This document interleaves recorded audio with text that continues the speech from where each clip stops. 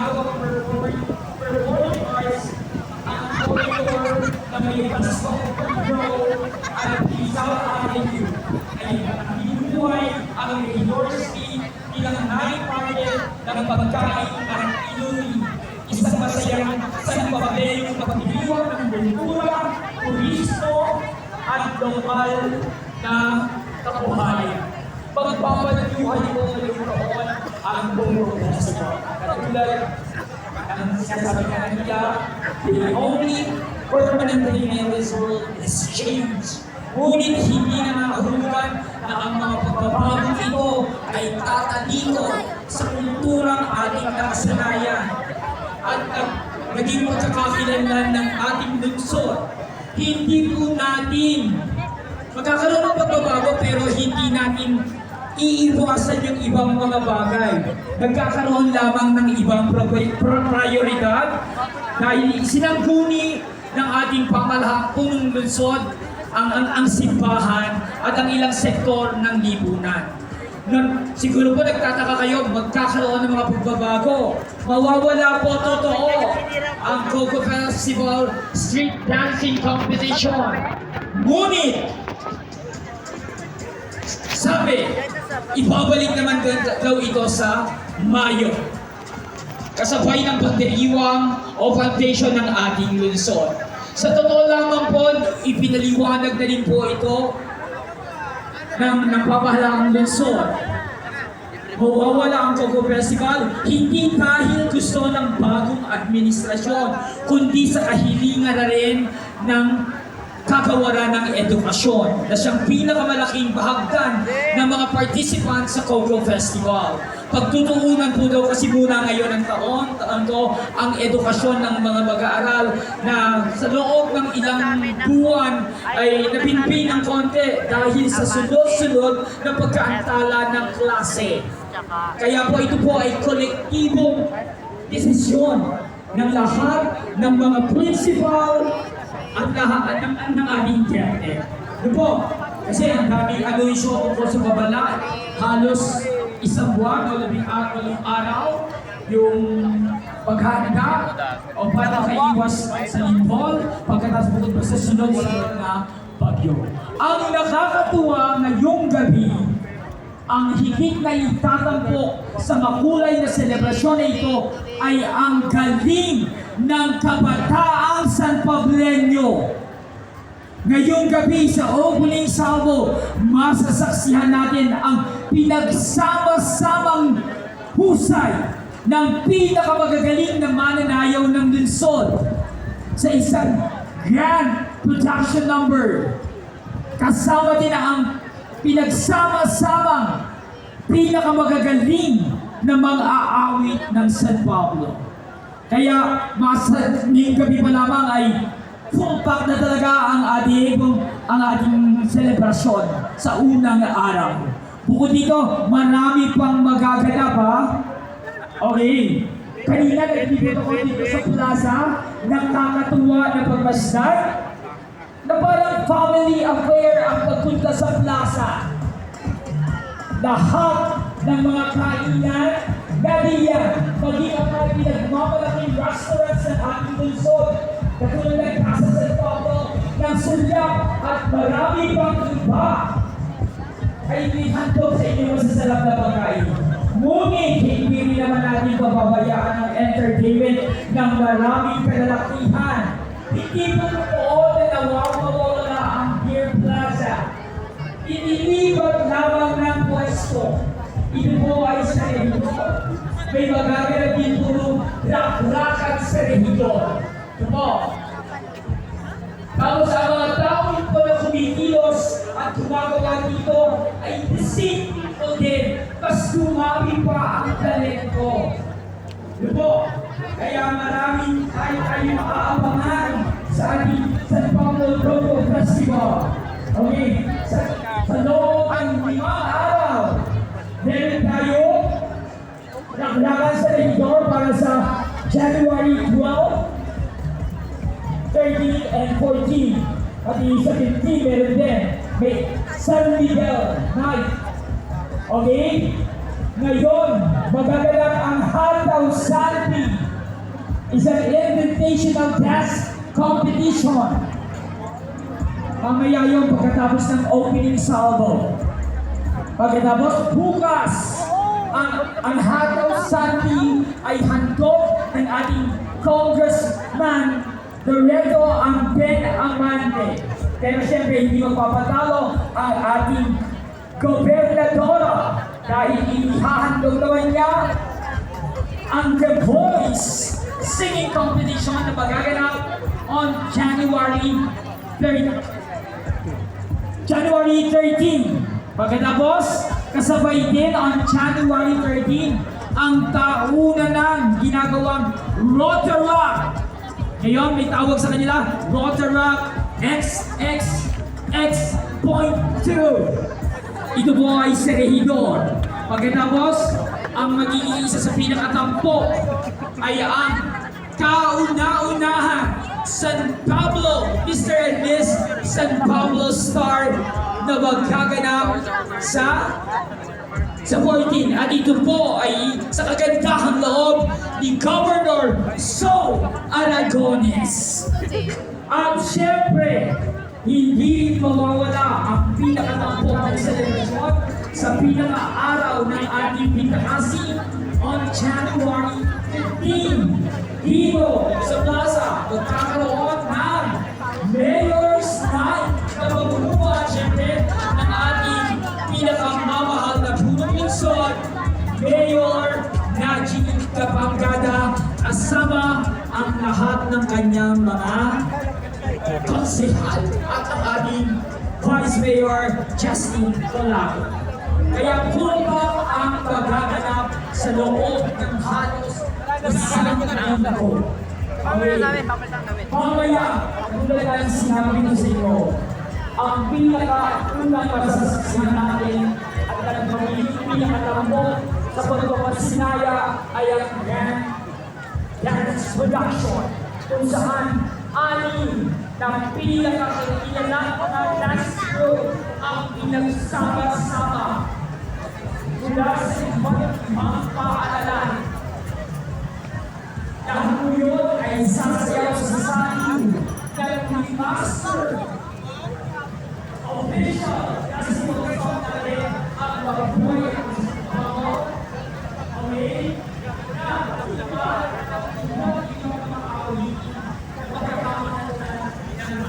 so, at syempre dapat tatiyan ang pinakahusay ng mga singers ng ating lungsod.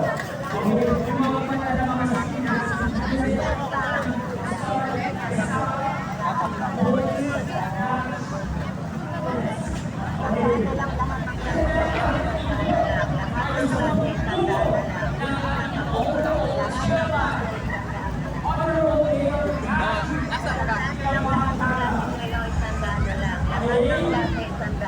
kasama nito po ang ating ang festival director ngayong taon na to.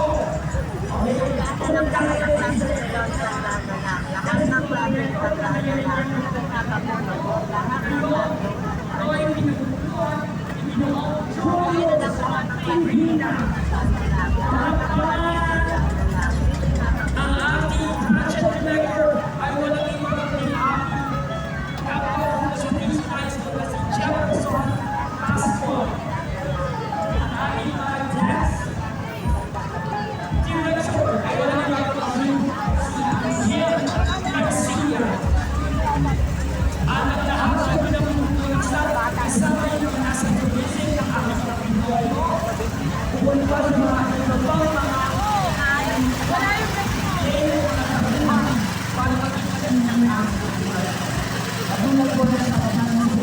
wala intensyon na gawin ang federasyon. Wala intensyon na talikdan ang ating kultura. Manapay payagungit lalo ang ating festival na pinaghirapang buuin ng mga dating administrasyon. Kaya nagilang ko pang patuloy na ikikita lang ng Department of Tourism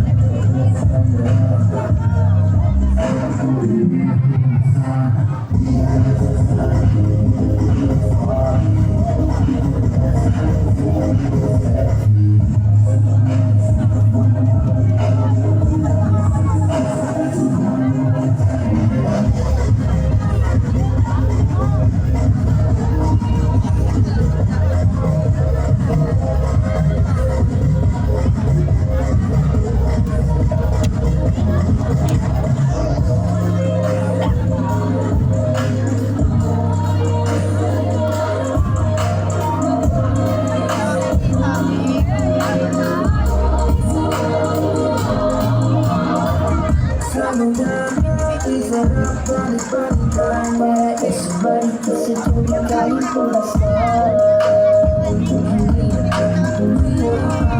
Hindi ang istorya at lingkura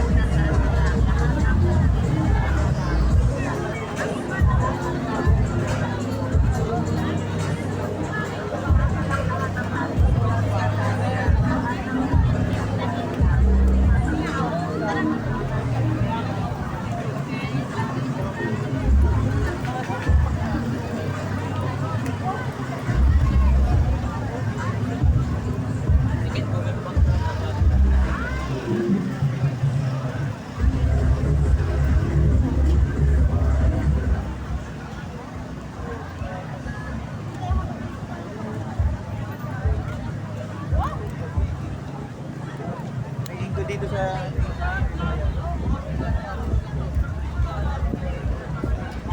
Kain kasi.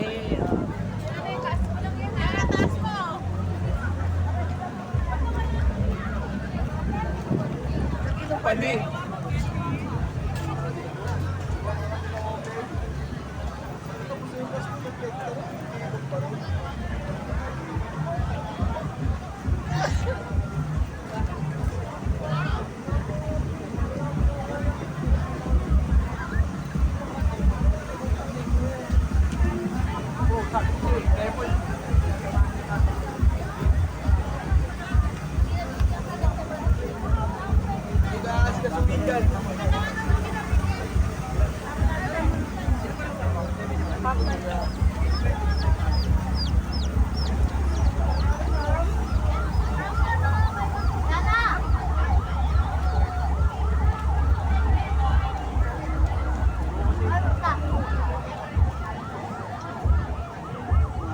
Ano dyan? Tama ka. Zero one po. Hand game.